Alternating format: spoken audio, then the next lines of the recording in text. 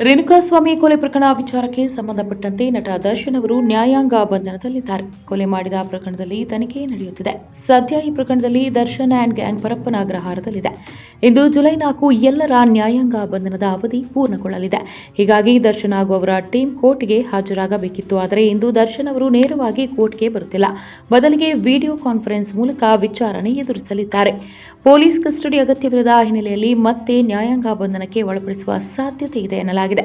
ಪೊಲೀಸರು charge sheet ಸಲ್ಲಿಸಿದ ಬಳಿಕ ಜಾಮೀನು ಅರ್ಜಿಗೆ ಮನವಿ ಮಾಡುತ್ತಾರೆ. ಪೊಲೀಸರು ಚಾರ್ಜ್ ಶೀಟ್ನಲ್ಲಿ ಯಾವೆಲ್ಲ ಅಂಶಗಳನ್ನು ಉಲ್ಲೇಖ ಮಾಡುತ್ತಾರೋ ಅಂಶಗಳ ಮೇಲೆ ದರ್ಶನ್ ಅರ್ಜಿ ಸಲ್ಲಿಸಲಿದ್ದಾರೆ.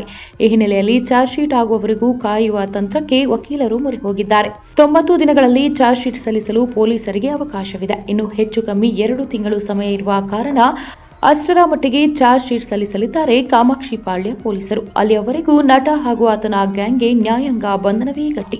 ಸದ್ಯ ಇಂದು ವಿಡಿಯೋ ಕಾನ್ಫರೆನ್ಸ್ ಮೂಲಕ ನ್ಯಾಯಾಧೀಶರ ಮುಂದೆ ಜೈಲು ಸಿಬ್ಬಂದಿಗಳು ಹಾಜರುಪಡಿಸಲಿದ್ದಾರೆ. ಪವಿತ್ರ ಗೌಡ ಪರ ವಕೀಲರು ಮಾಹಿತಿ ನೀಡಿದ್ದಾರೆ. ಇಂದು ವಿಚಾರಣೆಗೆ ನ್ಯಾಯಾಲಯಕ್ಕೆ ಆರೋಪಿಗಳು ಹಾಜರಾಗುವುದಿಲ್ಲ. ವಿಡಿಯೋ ಕಾನ್ಫರೆನ್ಸ್ ಮೂಲಕ ಕೋರ್ಟ್ನಲ್ಲಿ ವಿಚಾರಣೆ ನಡೆಯಲಿದೆ ಎಂದಿದ್ದಾರೆ. ಇನ್ನು ಈ ಪ್ರಕರಣದಲ್ಲಿ ಸದ್ಯ ತನಿಖೆ ನಡೆಯುತ್ತಿದೆ.